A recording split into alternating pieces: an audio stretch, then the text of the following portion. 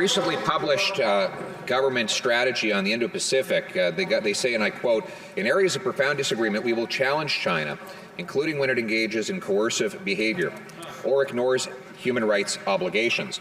There's a wave of protests across China right now, and there are now reports of government crackdowns against those protests.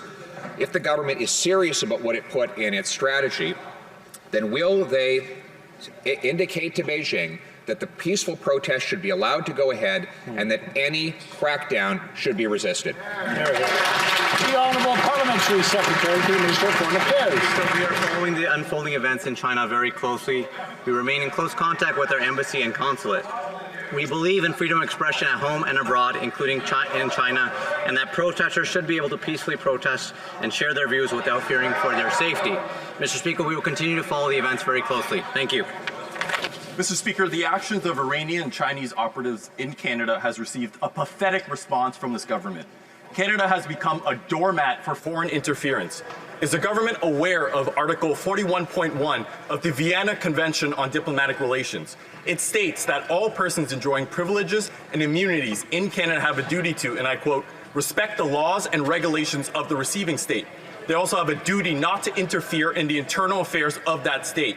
Mr. Speaker, other nations expel pseudo-diplomats and agents. Does the government even understand the concept of persona non grata? The Honourable Minister for Public Safety. Mr. I want to be unequivocally clear that the government has taken decisive actions in sanctioning the Iranian regime, including most recently using a sparingly used provision under the IRPA Act to ensure that no one in the most senior echelons of the regime can set foot here or use Canada in any way as a safe haven to advance their transgression of human rights or terrorist activities. Mr. Speaker, we will stand with women in Iran. We will stand with all of those who are protesting. We will stand with the community to stand up for human rights both here and around the world. Thank you very much. Mr. Speaker, the Ontario Superior Court has ruled that Iran's Revolutionary Guard is a terrorist entity under Canadian law. The courts have shown leadership while this government refuses to ban the IRGC. So my question is to the Attorney General.